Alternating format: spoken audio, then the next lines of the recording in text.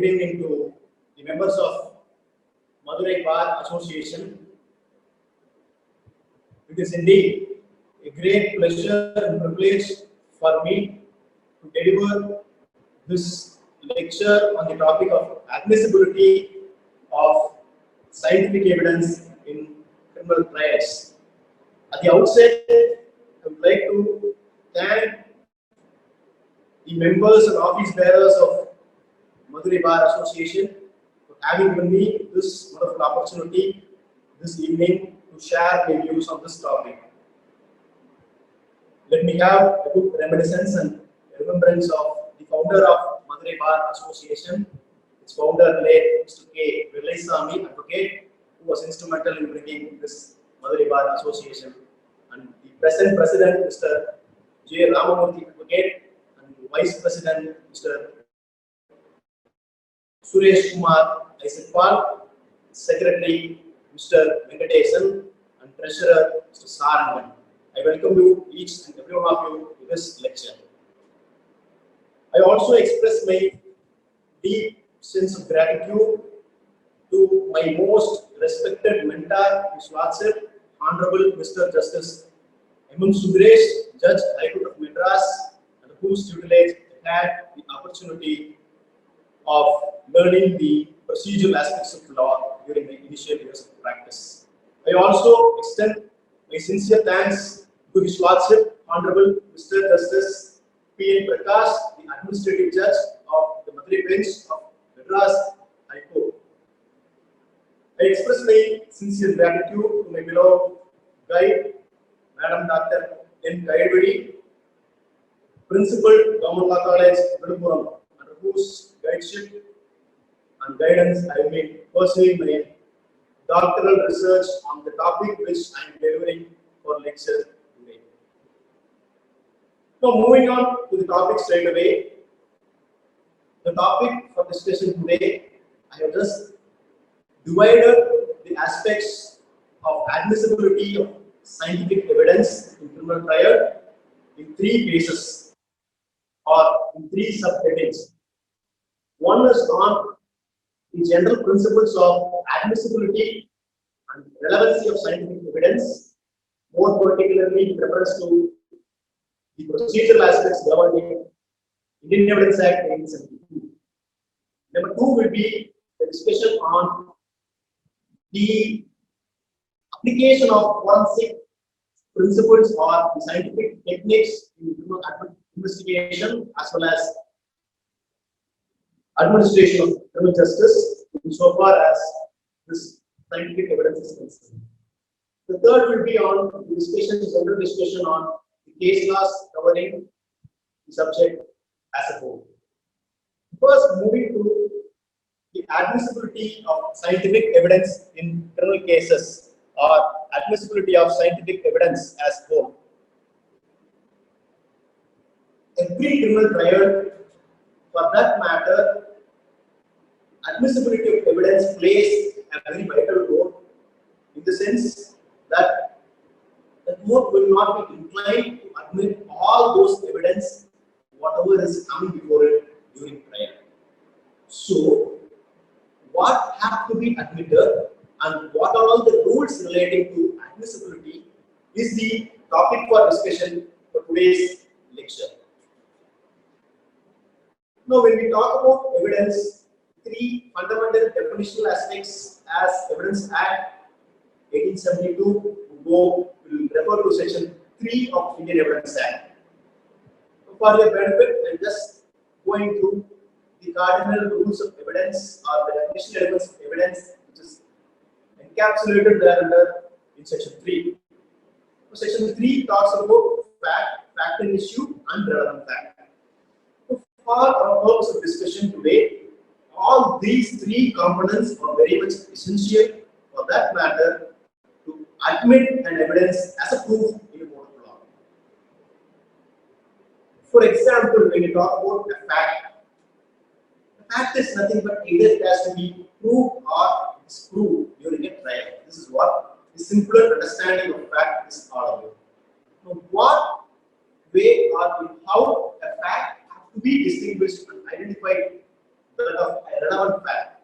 Why? Because the court will not admit all the evidence which is coming before the trial as a fact. Of course, only those facts which is considered to be a relevant fact will alone be admitted. So what is the relevant fact? It is also being defined or discussed under section 3, which says that, I read section 3, one fact is said to be relevant to the another when one is connected with the other in any of the ways referred to the provisions of this act, named as relevancy of facts. So, when you talk about relevancy of fact, whatever fact you are now trying to connect it in a trial, that fact must be having a bearing to the fact in issue. Now, the court, while discussing the principles of admissibility of scientific evidence, will normally look into those principles of evidence which is considered to be a relevant fact. Not that all the facts will be taken as evidence admissible, or rather admissible evidence or admitted evidence in the court of law. So this is how the general provisions relating to the definition part of evidence will go as such. Now, what do you mean by relevant or relevance means? Here we emphasize relevancy to the topic, legal relevancy, insofar as part and parcel of the logical relevancy in admitting an evidence. So, relevant means that fact which is going to be logically or rather legally trying to help the court, which is going to determine the issues of admissibility. So now admissibility is coupled with relevancy and it is combined with logical reliability. So there are three fundamental facets of admissibility or rather evidence insofar as scientific evidence or for that matter any general evidence as such. Every evidence to be admitted before a court of law must be a relevant fact or it must be a relevant fact in issue. Now that fact in issue must be helping the trier of the fact or the court as such or the judge to decide upon the core issue of the trial. So for making the evidence more reliable, you have to use or you have to depend upon those relevant facts which are all useful to the trier of the fact or the court for the purpose of appreciation of evidence with the logical sequence, or I can put it otherwise. Now, I can put it in other ways. The relevancy part is that we can simply call it as every evidence to get itself admitted before the court of law must be having a logical probative sequence, or it is the probative nature of that evidence which is going to determine the fact and issue. Right. Insofar as scientific evidence is concerned, now the matters coming to the court of law will be in a more particular point with reference to the techniques adopted by the scientific principles or scientific theorem or theory, whatever has been proposed in a sequential manner before the court of law. For that matter, when a court is going to discuss or to admit any scientific evidence, how to admit certain evidence in fact, or how to exclude those facts as irrelevant fact. So that is why I mentioned clearly indicated at the very beginning of the lecture, these three aspects are the fundamental or core elements for the topic of discussion today: admissibility, relevancy, or reliability. Or the sequential thing will be relevancy, admissibility, and reliability. Now, when we talk about relevancy, now what is to be taken as a relevant fact? Tamil சொல்லணும் அப்படின்னா தொடர்புடைய சங்கதி. ஒரு சங்கதியை மெய்ப்பிக்கும் பொருட்டு நீதிமன்றங்களில் வழக்கை எடுத்து விசாரிக்கும் பொழுது நீதிமன்றங்களில் எதை கருத்தில் கொண்டு ஒரு சாட்சியத்தை ஏற்றுக்கொள்ள வேண்டும். For admitting an evidence, what has to be taken into consideration? Say for example, section 3 of Evidence Act, we go the general principles for some time, then we will get into the scientific evidence at the later point of discussion. See, for example, to prove an evidence as a relevant evidence, you have to take whether that relevant evidence is going to help the trier of the fact. Here, the trier of the fact is nothing but it's a court of law or a judge per se who is going to deal with these evidence in the course of a trial. Now, the judge who is going to admit this particular evidence or this piece of evidence must keep in mind in what way, in what manner this particular evidence is going to help him in deciding the fact issue. வழக்கில் இருக்கக்கூடிய பிரதான பொருண்மை என்ன, பிரதான சங்கதி என்ன என்பதை தீர்மானம் செய்வது இந்த சாட்சியம் எந்த வகையில் பயன்படுகிறது இப்படிங்கிறத முதல் பார்க்கணும். This is how the general principles of evidence insofar section 3 is concerned. Now, coming straight away to scientific evidence. Gone are those days where we rely upon the traditional methods of investigation or the traditional way where we have not been such a sophisticated to or we adapted to the kind of novel technical or technological based evidence, unlike that of these recent times. At this point of time, one must keep in mind that in what way now science or scientific things are going to play a vital role in criminal justice system. Say for example, a crime has been committed by somebody. Now, the very fundamental principle of forensic science or criminal investigation will say that whatever is being left at that point of scene of occurrence will be the subject matter of further investigation or probe by the investigating officer, namely the police. Now, for the matter of collection of evidence, now whatever is collected by the investigating agency in principle as evidence will not be taken as at whole or in its length by the court during the trial.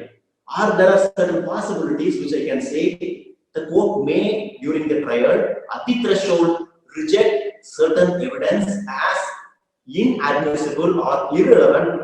For that matter, it is not going to help the trier of the fact or the court to decide the patent issue.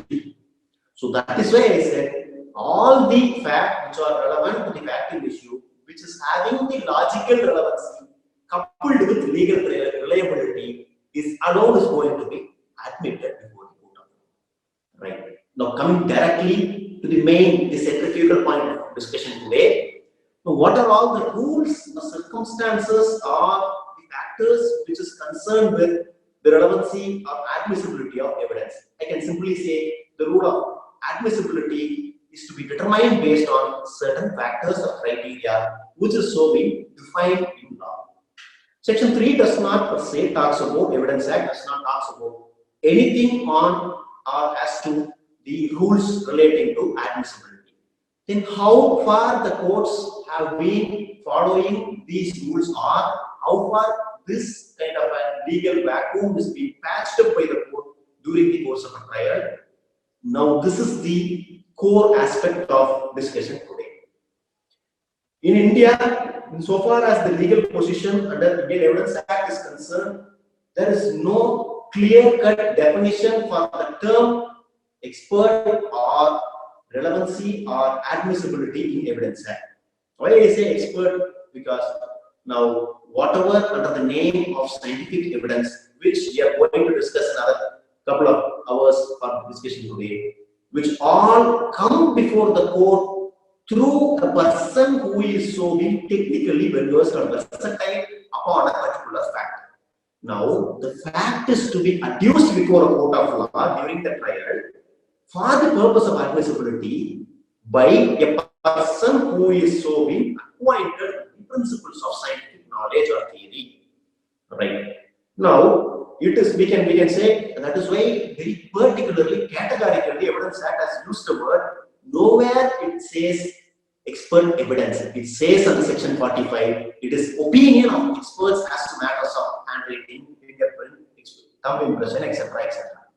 Now all these evidence, whatever is to be coming before the court for the purpose of admissibility, it has to be weighed with the probative value or probativeness of such evidence.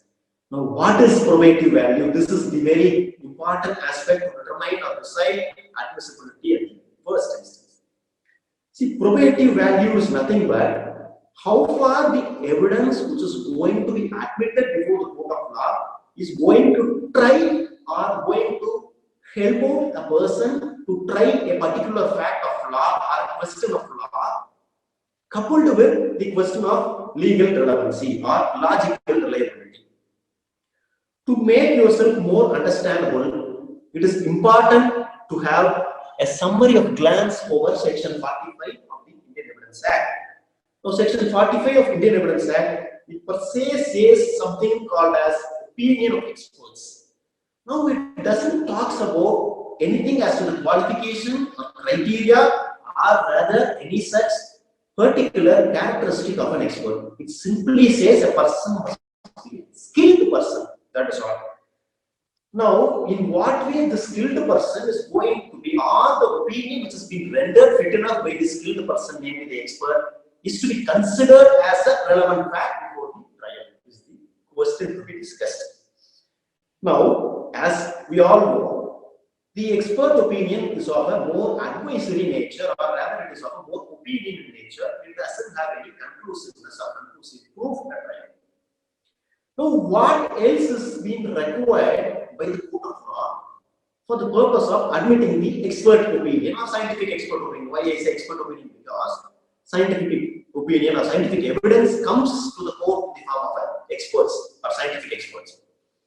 So now the court, while deciding and discussing on the admissibility, must place thrust or emphasis on the version or the statement given by the expert or the opinion rendered by the expert as a conclusive fact. So now on what criteria or what basis the court is going to deal with the opinion that is being, or whatever forms part of the opinion as based on the expert evidence. Now court is going to place credibility. So that is why I say reliability. This factor in law we used to say, in common parlance we mean it by credibility. But in legal sequence or in the legal connotation, we used to say reliability. To make a particular evidence more reliable, it must be credible, or the court must find it as a credible witness or a credible evidence to be admitted. So, what are all the materials that is placed before the court by an expert, wherein he has been rendered on or called upon to perform or discharge the duty as an expert in the field of particular science or art or whatever knowledge, special knowledge is concerned. அப்போ நிபுணர் அப்படிங்கிறவரையும் பார்க்கணும், நிபுணத்துவம் வாய்ந்த தன்மை என்னங்கிறதையும் பார்க்கணும். இந்த இடத்துல முக்கியமா ஒன்னொன்னையும் பார்க்கணும். என்ன அப்படின்னா, வல்லுநருடைய நிபுணருடைய பங்கு என்ன? Yes, scientific evidence. Why we talk about scientific evidence with reference to scientific experts' role? Because in scientific evidence, all the evidence comes to the court or comes to the box during the trial by way of an expert. The court cannot assume the role or character as an opinion itself. Why? Because court is a man or lay witness, or rather we can say court cannot form a lay opinion of itself. That is why a person who is so being having a specialized knowledge is being called upon to render his duties as an expert in so far scientific evidence is concerned. Of late, India, there is one. Now we are moving into the next core aspect of this discussion. What is the criteria that is so being fixed by the courts in India to admit this expert evidence during a trial, or scientific expert evidence during a trial? There are certain criteria which is so being categorically evolved over a period of time by the courts. It is, we can say this is a judge-made law rather, because we don't have a specialibus legislation to cover these aspects of expert evidence, except for section 45, 46, 47, and so on evidence. For which reason the courts have now started determining or deriving out the criteria for deciding the expert opinion during a trial. Now there are certain tests which India or the courts in India normally insist upon while admitting an expert opinion. Now, this is how we start with getting into a case law, or we can just go by the judicial precedents in India in general prescribe corroboration as the fact or as a proof of fact to get the scientific evidence admissible. So, the evidence the evidence is admissible either independently or it has to be proved by way of corroboration or corroboratory nature. What is corroboratory nature? This evidence cannot stand on its independent footing. Rather, it is only having a corroborative value. Evidence scientific evidence alone be the sole criteria for rendering a conviction of a person like murder. Now, Indian court says, or courts in India, by and large of the judicial opinion, it says no scientific evidence cannot be relied as the sole criteria or basis for our expert testimony cannot be the criteria for rendering a conviction. Now, that is why, which reason the courts are now insisting upon corroboration as a fact. What is corroboration? We say expert evidence is corroboratory in nature. Now, what is the requirement that corroboratory evidence need?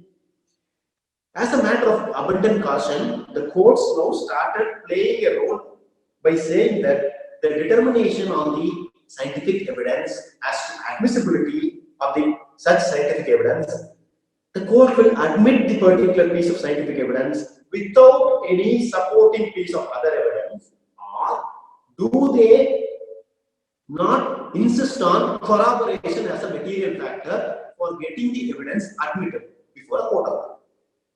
Now, corroboration is nothing but in simple English or legal English, we can say it is support. Right? ஒரு சாட்சியம் தனிமையாக தனித்து நீதிமன்றத்தில் வழக்குல எடுத்து மெய்ப்பிக்கிற விஷயத்தை சங்கதிகளை மெய்ப்பிக்கிறதுக்கு பயன்படுத்த முடியுமா, அல்லது வேறொரு சாட்சியங்களின் தொடர்போடையோ துணையோட மட்டும்தான் மெய்ப்பிக்க முடியுமா? அறிவியல் சார்ந்த சாட்சியங்களில் எல்லாம் நீதிமன்றங்கள் இதுவரையில் எடுத்துரைத்துள்ளது. இந்தியாவில் இருக்கக்கூடிய பல்வேறு நீதிமன்றங்களுடைய நீதிமன்ற முன்மாதிரிகள் சட்ட தீர்ப்புரைகள் மூலமா நம்ம தெரிய வந்தது ஒரே ஒரு விஷயம். இந்திய நீதிமன்றங்கள் எல்லாமே தனிமையா தனித்து அறிவியல் சார்ந்த சாட்சியங்கள் நிபுணர் சாட்சியங்களை எடுத்து நீதிமன்றத்துல பயன்படுத்தி ஒரு தண்டனையோ அல்லது விடுதலையோ தருவதில்லை.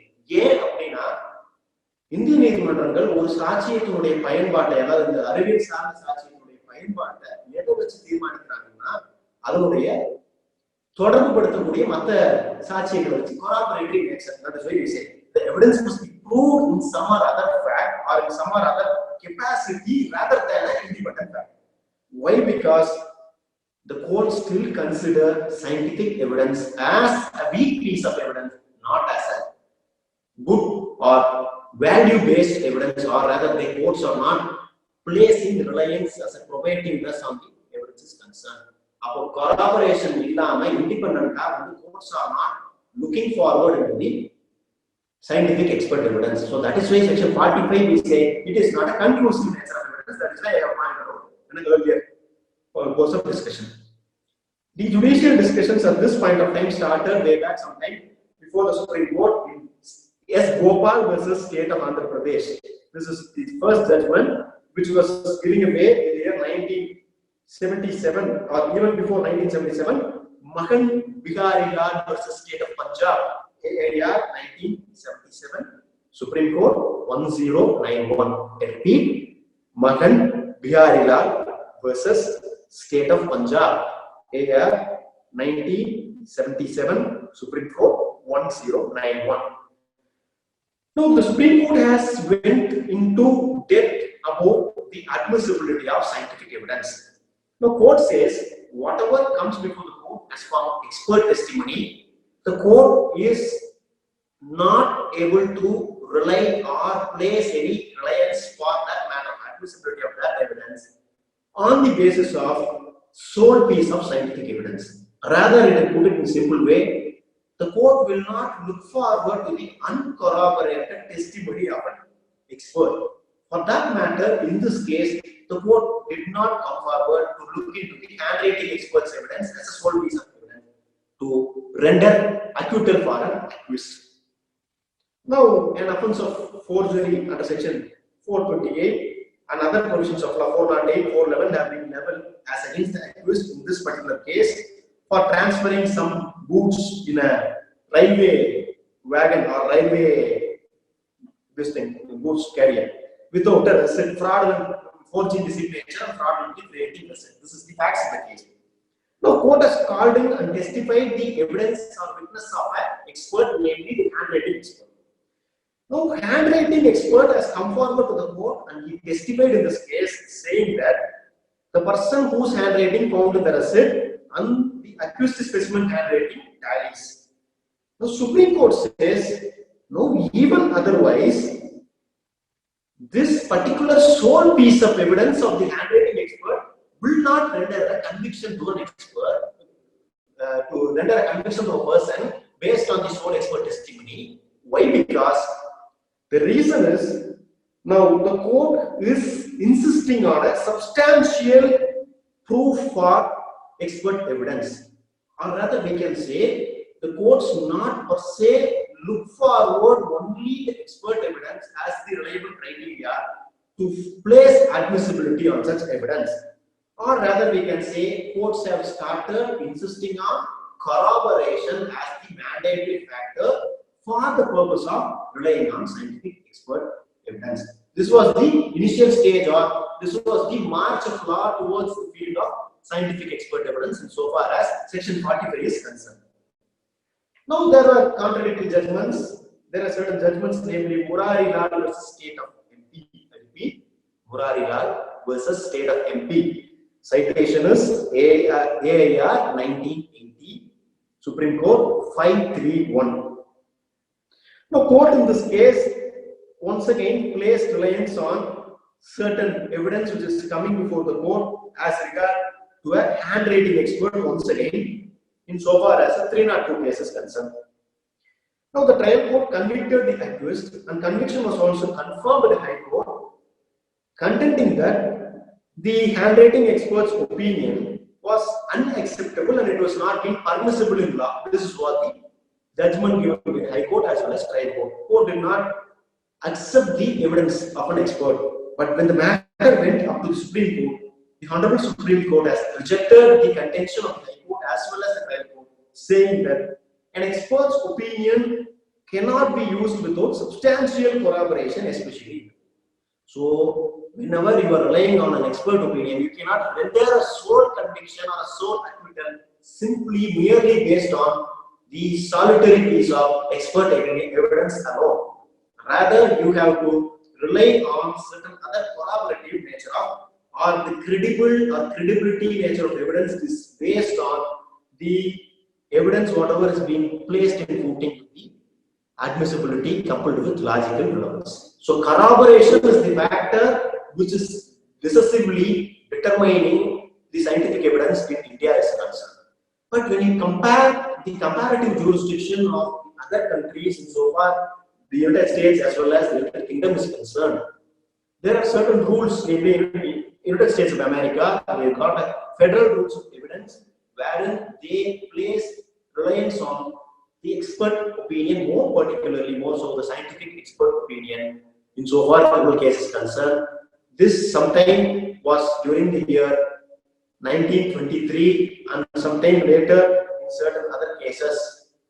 Now, there are certain cases where the courts in the United States of America had started placing reliance on the scientific evidence as a sole piece of testimony without insisting on corroboration as a factor, or rather we call these particular standards as filing standards or five standards, FYE or FYRE, filing standards, FYRE, filing versus United States. This was sometime in 1923. The court has, the United States Supreme Court has categorically determined the criteria of an expert for the first time in this case.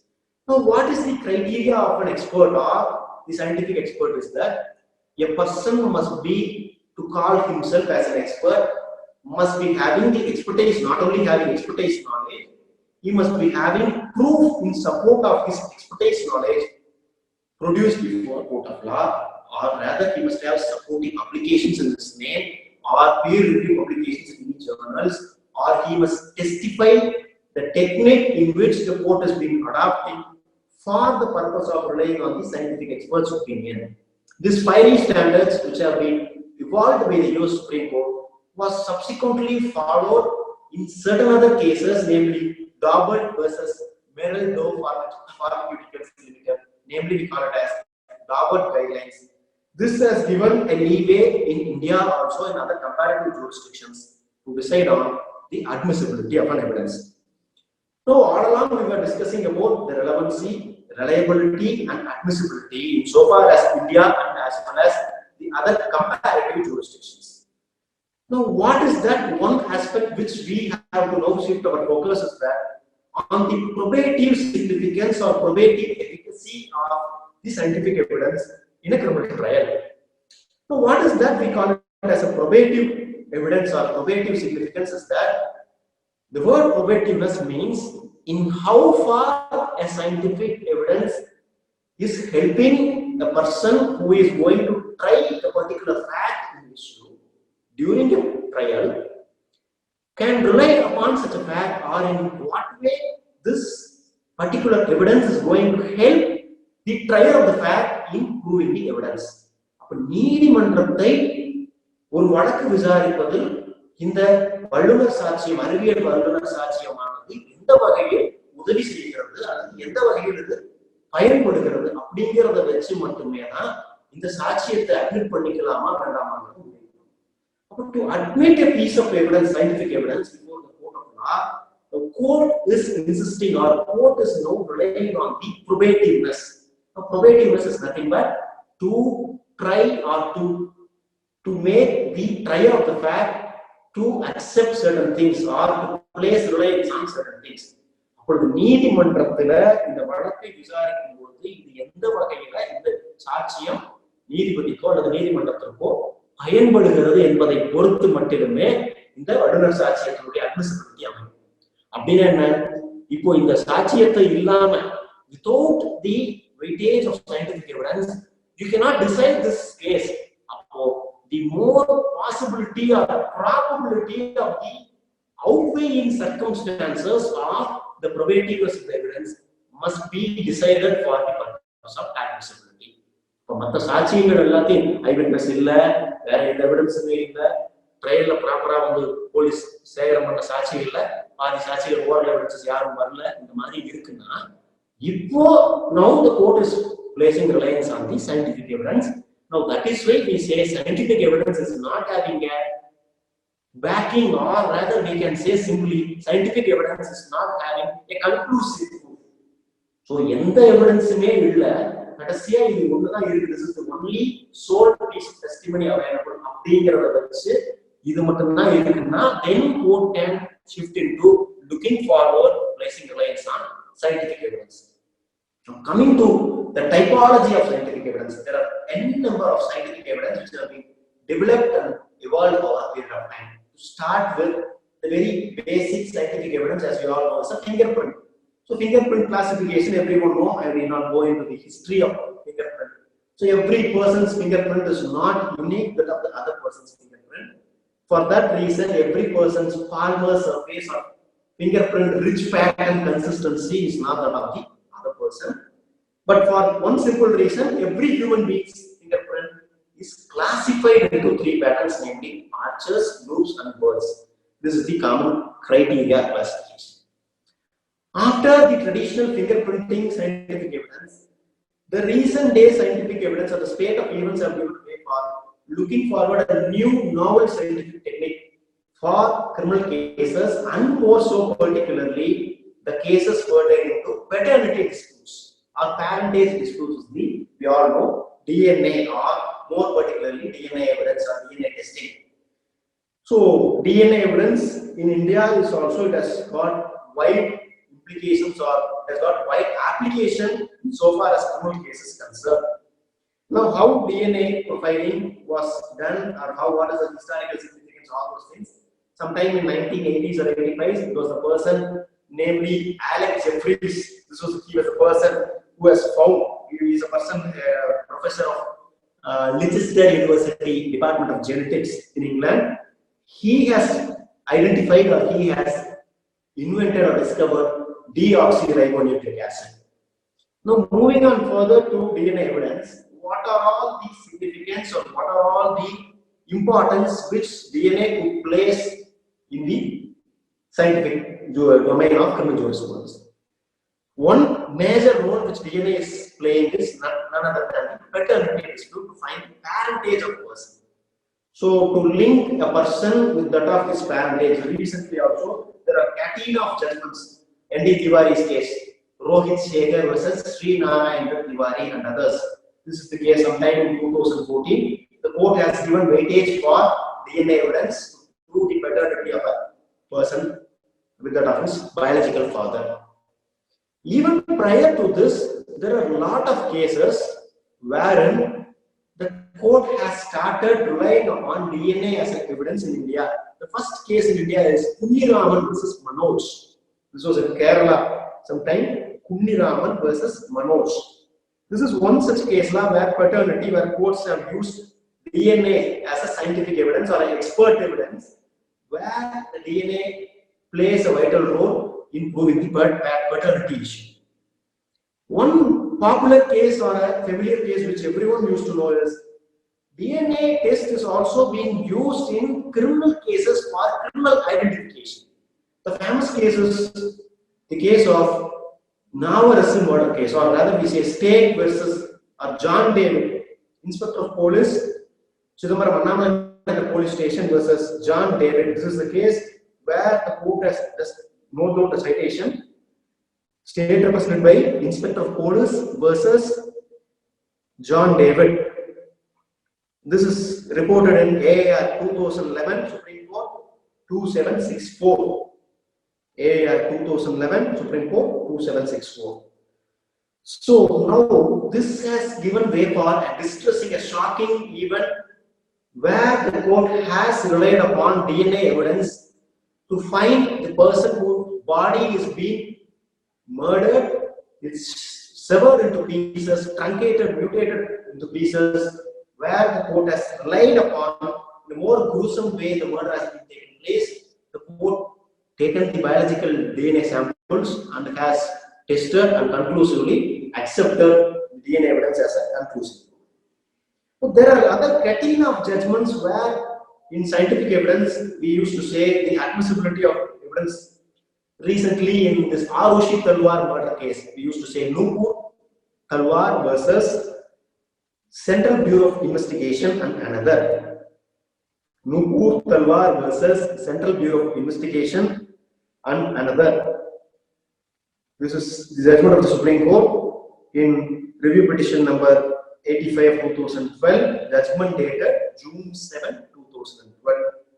Now the DNA profiles have been relied on much by the courts where the person, a girl and his best half, or the person who is in fond of the girl, were murdered by the own parents of the girl themselves. Now the court has relied upon this particular DNA evidence as an admissible evidence. Now while court deciding on the admissibility of DNA evidence, has looked into the reliability, as I was just telling you, the general reliability principles and the principles of evidence, which is not so being categorically given under Section 45 Evidence Act, but so being evolved over jurisprudential precedents. Right.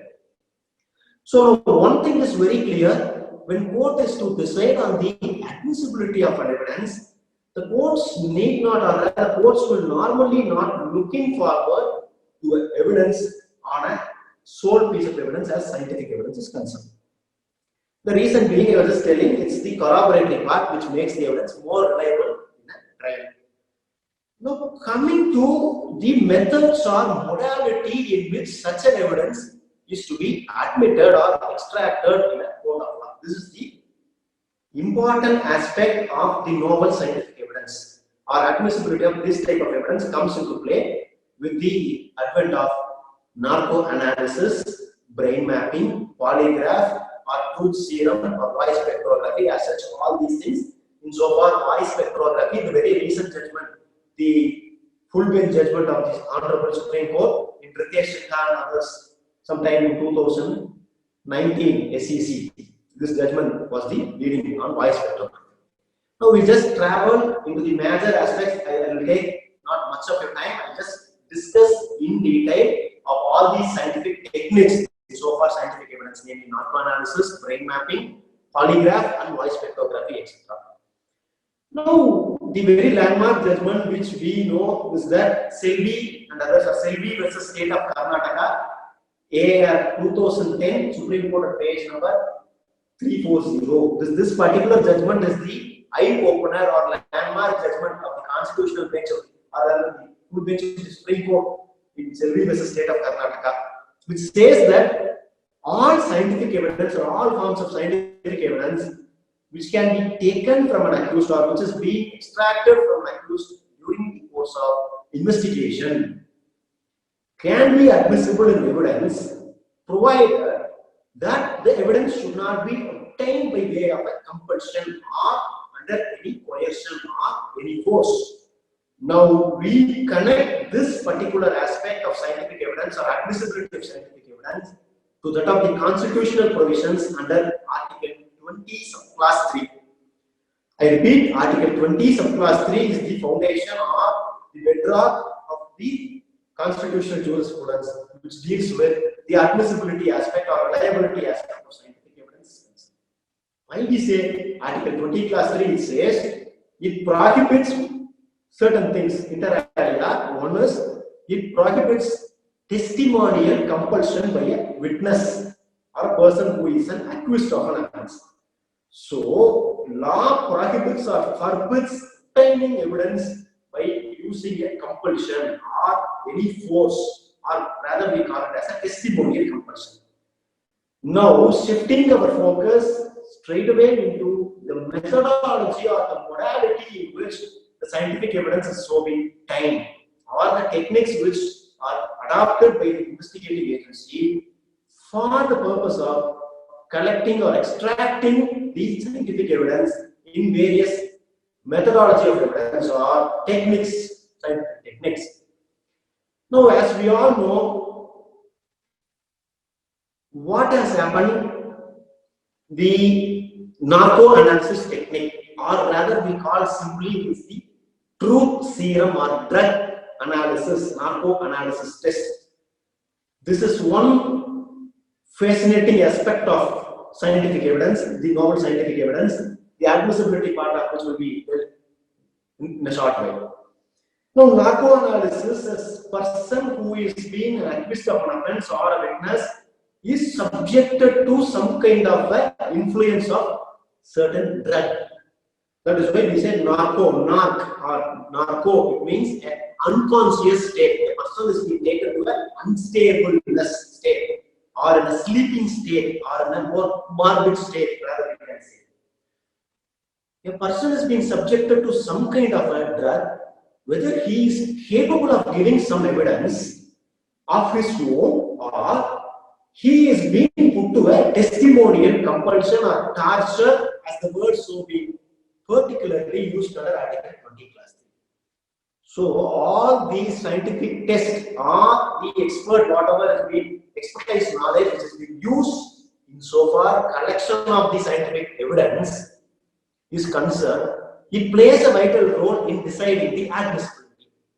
So சாட்சியம் எவ்வாறு பெறப்பட்டது, அறிவியல் பூர்வமாக அந்த சாட்சியம் பெறுவதற்கான முறைகள் எப்படி கையாளப்பட்டன, அதை கையாளப்பட்டதில் ஏதேனும் மனித உரிமை மீறல்களோ அரசியலமைப்பு சட்டத்திற்கு முரண்பாடாக ஏதேனும் விஷயங்கள் நடந்திருக்கிறதாங்கிறதையும் இந்திய சாட்சிய சட்டத்தை பார்க்கணும். In section 45 does not talk about all these things. Then we have to go into section 25, 26, 27, more particularly 25 and 27. Now 25 per se says that no evidence or no confession for that matter given before a police officer is admissible as a piece of evidence in a court of law.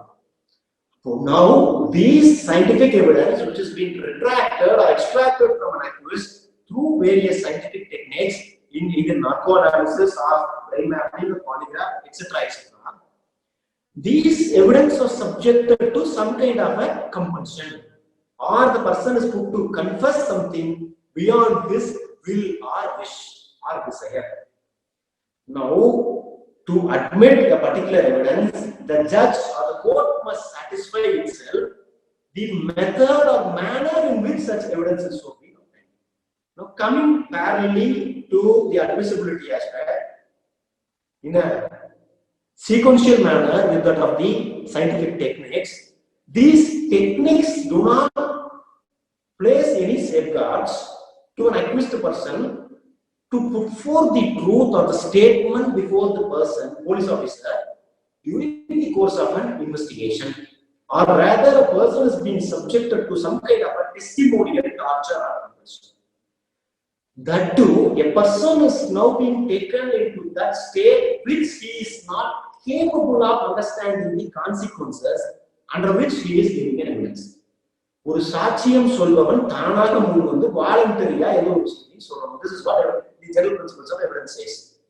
If a person is not so being voluntarily given an opportunity to render fit himself to give an evidence. That so happens in this scientific evidence. Why we are barging into this domain of Article 20 Class 3 is that the premise of constitutional validity is to be tested on the techniques that is so being adopted by the scientific experts in so far collecting these evidences concerned. So, now first I will discuss narco analysis. Narco analysis, a person is being injected with some kind of a chemical. The chemical name is sodium amytide, sodium pentothal, and sodium diopentol. These are all normally called as barbiturates. It's a kind of a barbiturate means an acid kind of a substance which is being a drug is being infused, injected into the body of a person. Whether evidence obtained through this means by putting a person under an unconscious state of mind or taking away out of way from his subconscious mind will fit render enough to admit that evidence. ஒருவனுடைய சாட்சியத்தை அவனுடைய விருப்பத்திற்கு மாறாக அவனுடைய உடல்ல இருந்து பல்வேறு ரசாயன மாற்றங்களை ஏற்படுத்தி அறிவியல் பூர்வமாக எக்ஸ்ட்ராக்ட் பண்ணி எடுத்து அதை நீதிமன்றத்தில் சமர்ப்பிக்கும் பொழுது இந்த மாதிரியான சாட்சியங்கள் ஏற்றுக்கொள்ளக்கூடிய சாட்சியமா இல்லைன்னா இப்ப அட்மிசிபிலிட்டியில் தீர்மானிக்கக்கூடிய விஷயம் scientific evidence. Now, courts have been time and again insisting on prohibition of third degree methods used by a police officer during the custodial interrogation.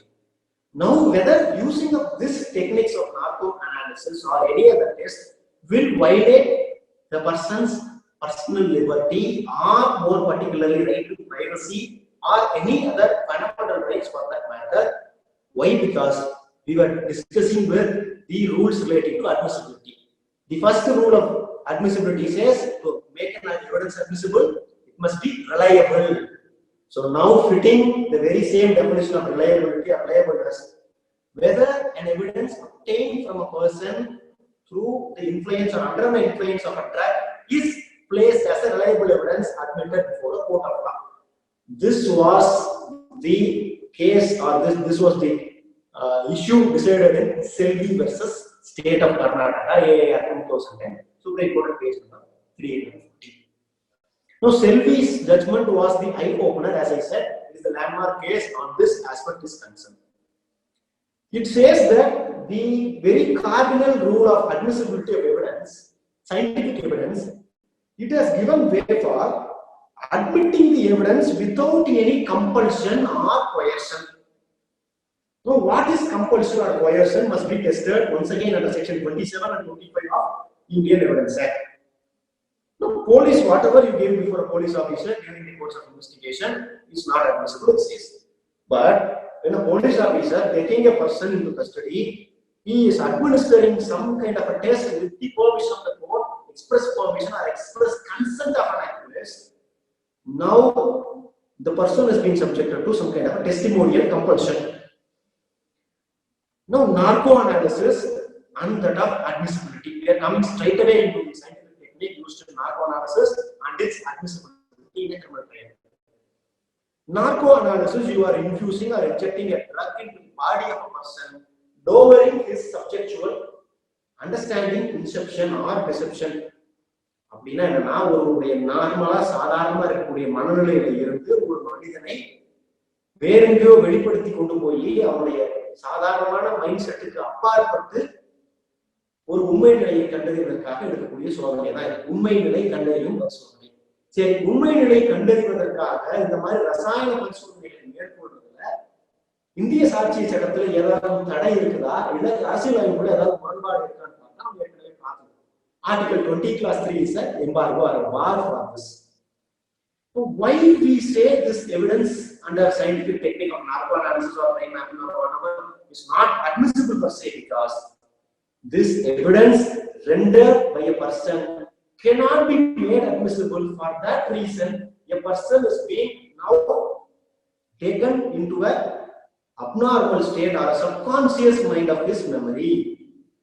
Now, the Selvi's case was detailedly discussed, or Selvi versus State of Karnataka and others. This is the first case wherein the court has gone to that elaborate extent of discussing all the application of admissibility of scientific evidence in a trial. Now, court says you can extract or you can get evidence from a person in a trial, from an accused in a trial, but the accused cannot be subjected to any kind of a torture, either physically or mentally.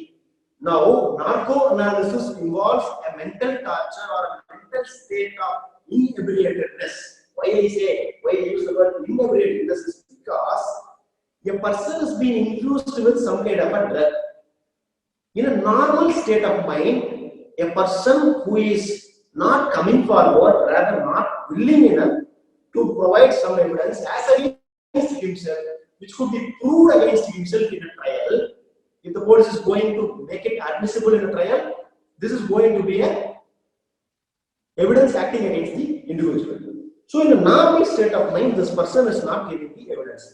Now, in so far as he is taken into a above his subconscious mind of mental state, or putting him into a kind of a drowsy, or rather we can say in a docile state, he is being asked to speak out whatever is just striking upon his mind, coming to his mind in a regular interval that is being so recorded. Whatever so is being recorded, whatever is being adduced as an evidence, which is being employed or deployed using scientific means under the influence of a drug from individual. Now, whether this evidence could be proved as against the individual. Now, the first ground that is being raised by an individual will be it is against his privacy or personal liberty, violating Article 20 Clause 3 and Article 21 of the Constitution. We got 18 of judgments starting from MP Sharma versus Satish Chandra, state of Nandini Sarpati versus state of Orissa, Kadikadu Mugadu versus state of Bombay. All those cases were there. Now, all these cases have been revisited by the Honorable Supreme Court. Now, prior to the Selvi's judgment or Selvi versus State of Karnataka, there were 18 of judgments in Dinesh Dalmia versus State of Madras, 2006 Criminal Law Journal. This is one particular judgment. And the other judgment is Ramchandra Ram Reddy versus State of Maharashtra. So all these judgments have proceeded divergent views or difference of opinion in so far as administering scientific test on a person. So the very admissibility aspect of this scientific test is questioned, and the constitutional validity of scientific evidence is tested in so far Selvi versus State of Karnataka, narco-analysis, brain mapping, polygraph, lie detector, etc., whatever is the test we name, all these tests are put to a particular constitutional testing or the validity is being tested. Now, Selvi's case has categorically formulated certain guidelines in consonance with the principles enunciated by the National Human Rights Commission. Kindly take down the citation: Selvi versus State of Karnataka, AIR 2010, Supreme Court, at page number 340.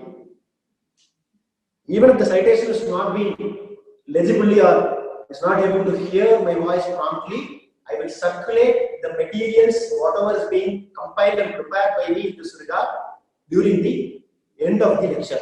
so everyone can be benefited by and large. So don't bother about if you're not able to take down the citation also, just no problem, just listen to whatever has been delivered to you. So now Selvi versus State of Karnataka is the landmark judgment which is given as an eye-opener. It says it has formulated an exhaustive guidelines. What are all the guidelines to enumerate all these guidelines? Say 1, 2, 3. First is a person should not be compelled to act as a witness against himself under Article 20, Clause 3. In particular, with regard to scientific evidence is concerned, Selvi's case has formulated and regulated the guidelines with reference to the National Human Rights Commission's guidelines for undertaking or putting a person subjecting to himself to undergo the scientific test.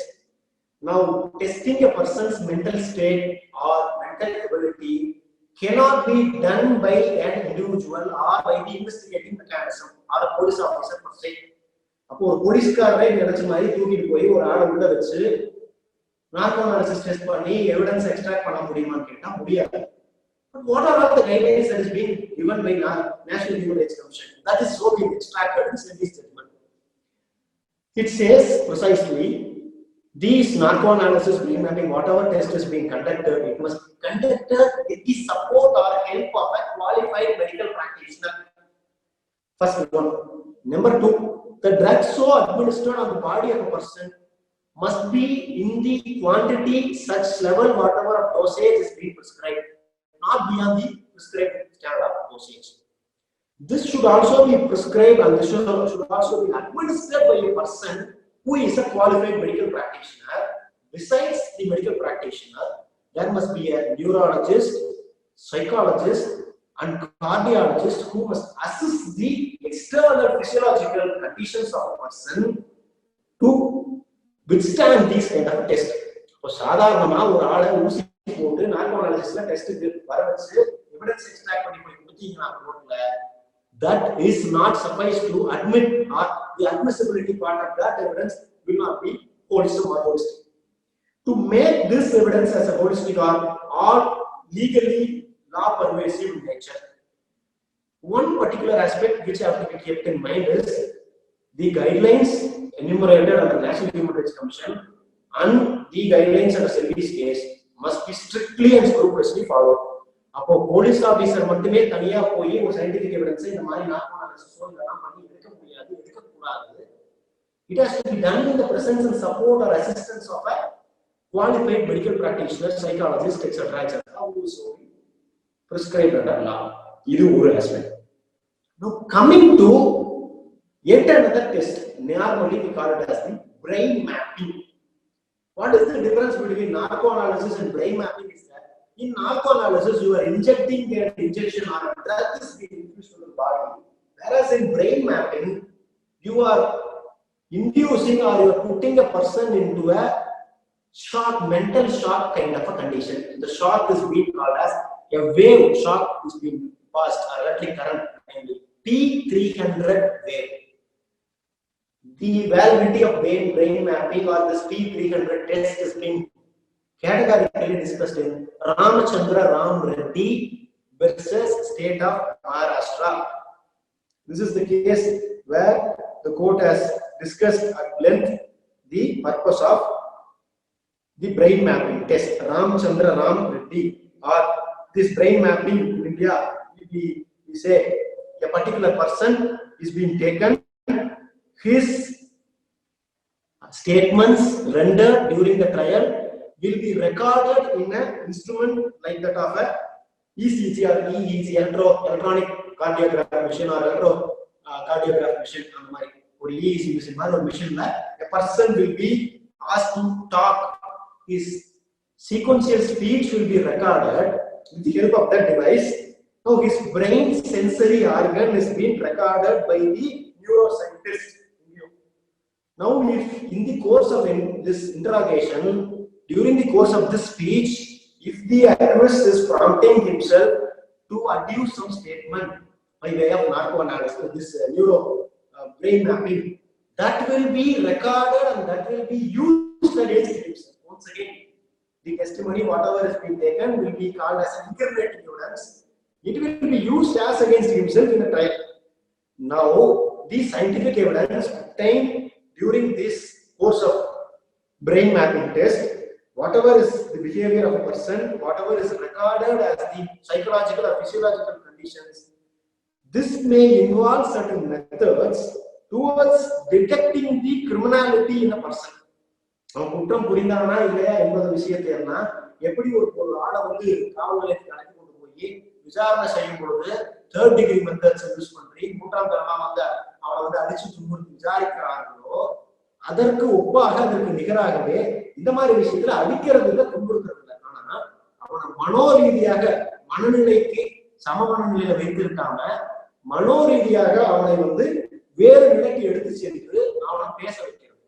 அப்ப இது எல்லாம் வந்து அறிவியல் சார்ந்த சாட்சியமா இன்னைக்கு பார்க்க முடியாது. Discussing starting with the admissibility part, we just started all these things. Now the novel aspects we are getting into whether these kind of evidence are admissible. This is the core aspect I was pointing out. Why we say this are inadmissible per se? It is falling under Article 20 Class 3. Okay. One aspect has to be decided. Whether an evidence given by a person during the course of interrogation using scientific techniques of narco analysis or brain mapping or polygraph or whatever evidence with his consent, அவனே சுயமாக ஒப்பம் அளித்து விட்டு இந்த டெஸ்டுகள் இருக்கக்கூடிய நன்மை தீமைகளை பத்தி அவனிடம் விளக்கிட்டு அதுக்கப்புறம் அவங்ககிட்ட இருந்து இந்த மாதிரியான ஒரு டெஸ்டுக்கு அவங்க சோதனைக்கு அவன் ஆளாக்கப்படுறாங்க கூறி முழுமையா இதனுடைய தீமைகள் என்ன நன்மைகள் என்ன இதனுடைய பாடி ஹார்ம் எஃபெக்ட்ஸ் எல்லாத்தையும் சொல்லிட்டு அதுக்கப்புறம் அவங்களுக்கு அந்த டெஸ்ட் அட்மினிஸ்டர் பண்ணுனா அந்த டெஸ்ட் வந்து செல்லுபடியான தன்மை உடையதா அட்மிசிபிளா இல்லையா அப்படின்னு பார்த்தா once again Selvi versus State of Karnataka also and also other cases recently, very recently, Ritesh Sinha versus State earlier where there were two divergent views sometime in the year 2014 and 15 or 2012 between His Lordship as he then was Justice Aftab Alam and Her Lordship Honorable Mrs. Justice Ranjana Prakash Desai. So 2011 வந்து இந்த மாதிரி இப்போ எப்படி narco analysis brain mapping பார்க்கணுமோ அதே போல ஒரு கைது செய்யப்பட்ட ஒரு அக்யூஸ்ட் வந்து விசாரணையின் பொழுது அவனுடைய வாய்ஸ் அவனுடைய குரல் சாம்பிள்களை பரிசோதனைக்காக எடுக்கணும். அதை எடுத்துட்டு போய் அவனுக்கு எதிராகவே அதை வந்து நம்ம யூஸ் பண்ணி அவனுக்கு கன்விக்ஷன் வாங்கி கொடுத்து யூஸ் பண்றோம். இப்படி யூஸ் பண்றது ஆர்டிகல் 20 கிளாஸ் 3 அகைன்ஸ்ட் ஆனா இல்ல மேஜிஸ்ட்ரேட்டுக்கு தானாகவே வந்து இந்த மாதிரி வந்து டெஸ்ட்டுக்கு ஆர்டர் பண்ணணும்னு சொல்லி ஒரு அப்ளிகேஷன் மூவ் பண்றீங்க மேஜிஸ்ட்ரேட் கோர்ட்ல அவர் அக்யூஸ்டுக்கு வந்து இந்த மாதிரி வாய்ஸ் சாம்பிள் எடுக்கணும் இல்ல நார்கோ அனாலிசிஸ் பண்ணணும் அப்படின்னா சொல்லி அப்ளிகேஷன் போலீஸ் தரப்புல போடுறாங்க. போடும் பொழுது மேஜிஸ்ட்ரேட் இதெல்லாம் எதுவுமே கருத்தில் கொள்ளாம அவரே வந்து அக்யூஸ்ட் கிட்ட கன்சென்ட் வாங்காம அவனோட வாய்ஸ் சாம்பிளையோ பிளட்டையோ இல்ல வேற ஏதாவது மாதிரிகளையோ முடியோ இல்ல வேற ஏதாவது கொடுக்கறதுக்கு உத்தரவு போட முடியுமா கட்டாயப்படுத்தி அப்படின்னு பாக்குறதுதான் இப்ப லேட்டஸ்டா வந்து 2019 8 SEC page number 1. This is more with reference to voice spectrography or voice sampling, scientific technique of voice sampling. இப்போ இந்த டெஸ்ட்கள்லாம் நடத்துறதுக்கு அனுமதி வாங்கிட்டு தான் நடத்தணும்னு ஒரு பிரிவு நம்ம சொல்லணும். இது கோர்ட் மேஜிஸ்ட்ரேட் உத்தரவு போடுறது அதிகாரம் இருக்குன்னு சொல்லி செக்ஷன் 53 சிஆர்பிசில சொல்லிட்டு இருக்கோம். இப்படி வாங்கும் பொழுது நீதிமன்றம் மெக்கானிக்கலா வந்து உத்தரவு போட முடியுமா இல்ல அக்யூஸ்டுடைய ஒப்புதல் வாங்க வேண்டுமா அப்படிங்கிற விஷயம் இப்போ வந்து முன்னெடுத்து வச்சிருக்கோம் இந்த Ritesh Sinha and others versus state அப்படிங்கிற கேஸ்ல. சோ இந்த Ritesh Sinha versus state of UP இதுதான் வந்து இப்போ recent case on voice analysis on voice spectrography. இதுக்கு முன்னாடியே இந்த வாய்ஸ் ஸ்பெக்ட்ரோகிராஃபிங்கிற விஷயத்தெல்லாம் நிறைய கேஸ்ல யூஸ் பண்ணியிருக்காங்க. இந்த ஐபிஎல் பெட்டிங் மேட்ச்லாம் கூட அதுல அரெஸ்ட் பண்ண பெட்டி புக்கிங் பண்ண பெட்டி ஒருத்தர் அரெஸ்ட் பண்ணாங்க. அப்ப கூட வந்து வாய்ஸ் ஸ்பெக்ட்ரோகிராஃபி யூஸ் பண்ணலாமா வேண்டாமா விஷயம்லாம் வந்து மெட்ராஸ் ஹைகோர்ட்ல. சப்சிக்வெண்டா இப்போ law has been settled. Earlier there was a divergent view between the honorable two judges of the honorable division bench of the apex court. In 2012 one judge says consent should be obtained or a person should not be forced to give a consent for giving voice sample. Magistrate can suo motu or magistrate on application from the prosecution can order a person to undergo a test. But since there was difference of opinion, the matter was referred to the larger bench. Recently, the issue was resolved, saying that there was a legislative vacuum. As I was telling you, I was pointing very particularly section 53, 53A and all. It says that a magistrate can order a person to give his blood samples, body fluids or hair, etc., etc. It doesn't contain the word voice per se, but for understanding, we include voice also within there. There is no express provision to compel a person to give his voice sample to conduct a voice match by the police. There is an absence, or we call it as there is a legislative vacuum in so far section 53A or 53 of the CRPC is concerned. Magistrate கிட்ட application போட்டு permission வாங்கிட்டா ஒரு ஆளோட voice சாம்பிள எடுக்கிறதுக்கு permission கொடுக்க முடியுமா? எப்படி DNA extract பண்றதுக்கோ hair extract பண்றதுக்கோ இல்ல பிளட் சாம்பிள்ஸ் எடுக்கிறதுக்கோ வந்து மேஜிஸ்ட்ரேட் பர்மிஷன் கொடுத்தா எடுத்துக்கலாம் சொல்றோமோ அது மாதிரி இது பண்ண முடியுமா? No, court says since there is a legislative vacuum, the honorable the recent judgment, the 3 judges bench has categorically held until a suitable law is being enacted to put into place all the scientific advancements or developments shooting into the needs of voice sample and other techniques within its ambit of section 53 and 53A so far CRPC is concerned, the magistrate can make an observation, can direct, can compel a person to submit himself to voice sample. So, இது ஒரு வகையான testimonial compulsion கீழ வரக்கூடிய ஒரு விஷயம். Right. இப்போ scientific evidence is being obtained. We are talking about admissibility, relevancy, and all those things. We have been talking about the techniques as such, the constitutionality of all these techniques. Now, the last aspect which I want to sum up in total is that India does not have a particular law or a legal framework to govern the scientific evidence in a comprehensive nature. Section 45 generally talks about person expertise in science, arts, etc., etc.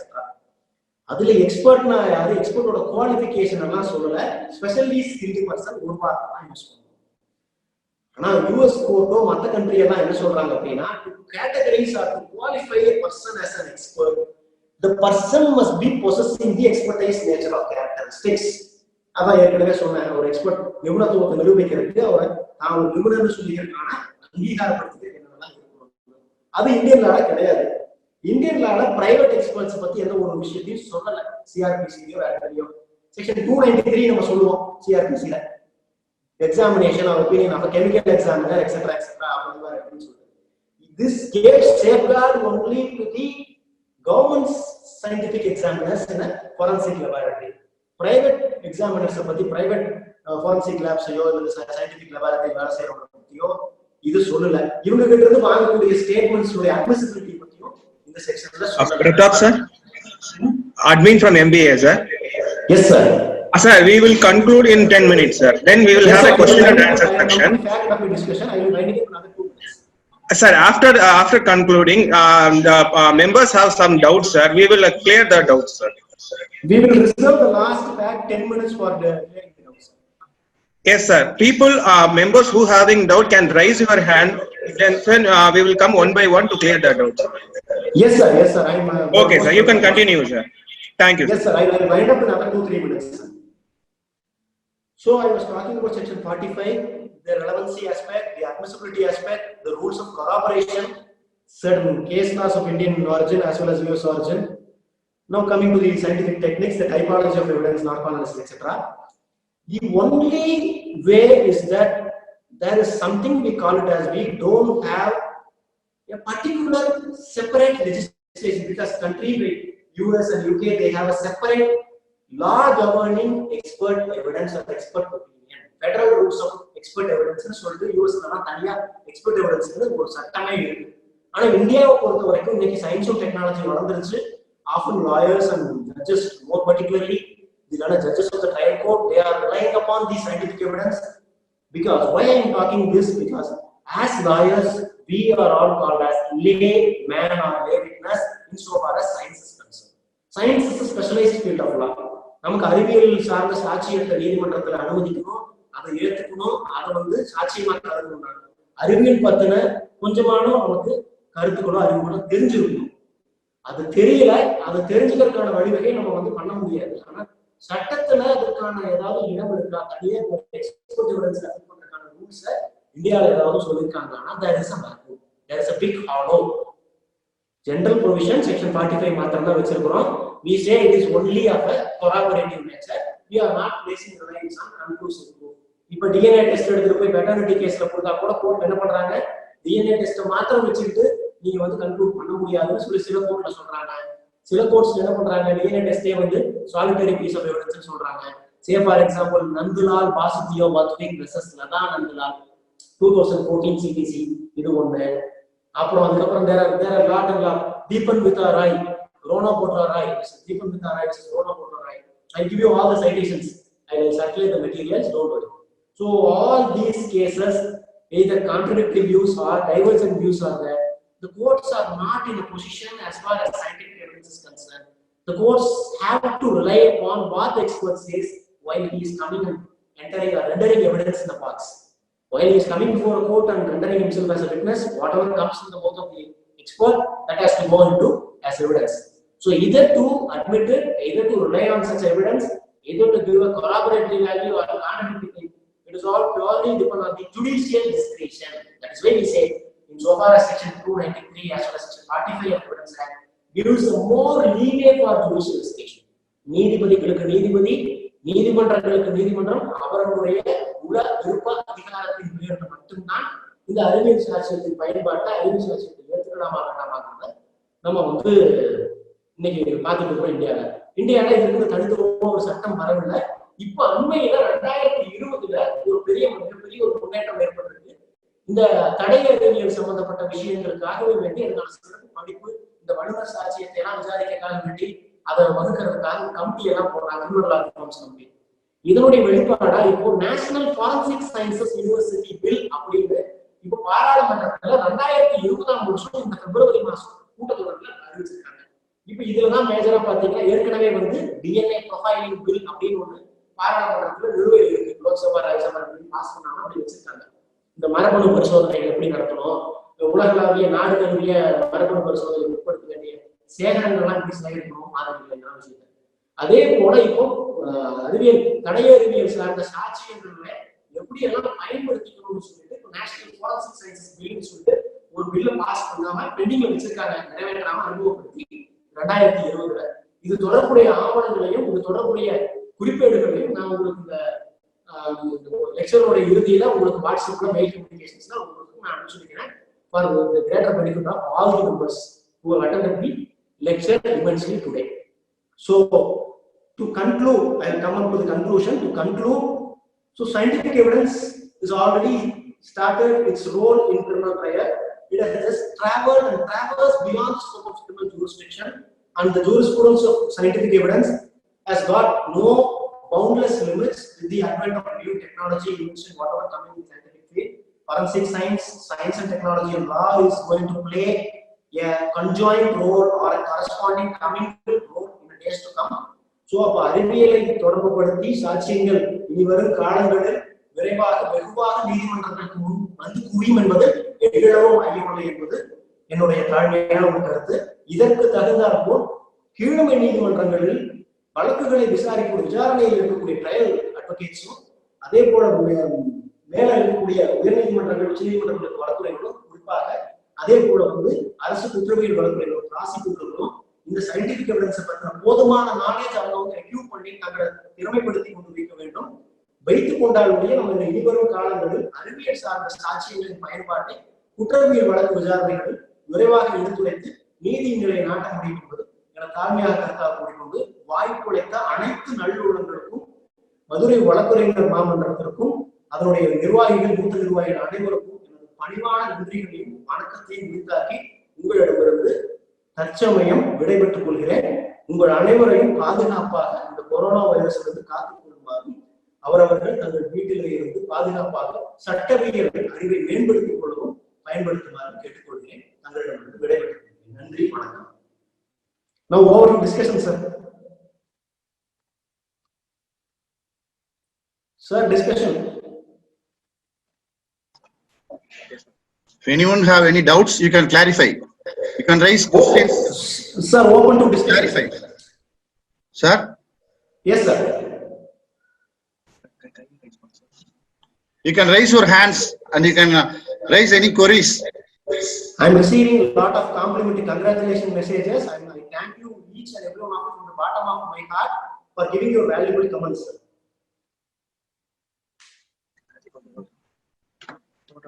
Sir, any doubts you can at liberty to ask, sir. No problem. Yes, sir.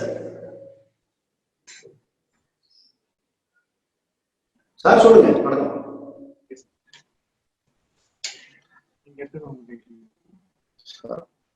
Due to lack of time, we could not give an introductory speech about our speaker, who has given a wonderful lecture. Thanks to you, sir, Mr. C. Pratap, sir. Thanks to you. We are very happy to host you, sir, as a best junior of a present judge, Justice M.M. Sundaresh. We are very happy to welcome you, sir.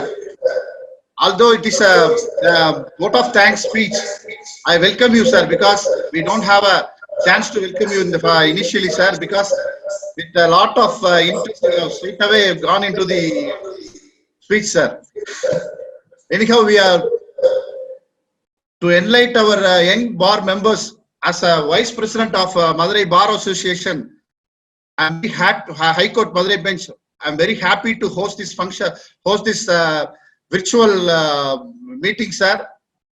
Very happy to have this, and we are very proud enough to conduct this virtual meeting, sir. Sir, I want to say something about your achievements and your, sir, because you may permit me to do, sir. Mr. Pratap, sir. Okay. Mr. C.E. Pratap is an advocate of High Court of Madras, practicing in writs, civil and criminal matters for the past 12 years.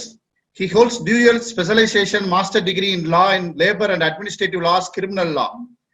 He is also qualified with double MA in criminology and public administration. He started his professional practice at Madras High Court in the year 2008 under the tutelage of Honorable Mr. Justice M.M. Sundaresh. At this juncture, I have to thank Mr. M.M. Sundaresh, Justice M.M. Sundaresh, because he has given such a wonderful junior to us and have a very best lecture. Further, sir, you have also, to add your credit, sir, you have given more than 30 research articles in law published in various reputed national, international journals, and edited books with ISBN as well as ISSN. You are been judging many national moot court competitions conducted in reputed law schools across the university. You worked as a junior research consultant in the expert working committee engaged by Center for Environmental Management and Decision Support, University of Natural Resources and Life Sciences, Vienna, Austria, to study on the enhancement of natural water systems and treatment methods for safe and sustainable water supply in India, specifically on the institutional and legal analysis of managed aquifer discharge in Chennai city between 2013 and 2014. You are a life member of Indian Society of Criminology. You are a resource person of a law wing, Directorate of Distance Education, Annamalai University, Chidambaram, and also the Tamil Nadu Police Academy, Vandalur, handling classes on various subjects of law. Sir, we cannot find more words, sir. Your achievements are lots, sir. So we welcome on behalf of our bar, which is having a historical background of more than 100 years of our old bar, sir. We welcome you, and again thank you for your wonderful lecture, sir. Thank you one and all for all the participants.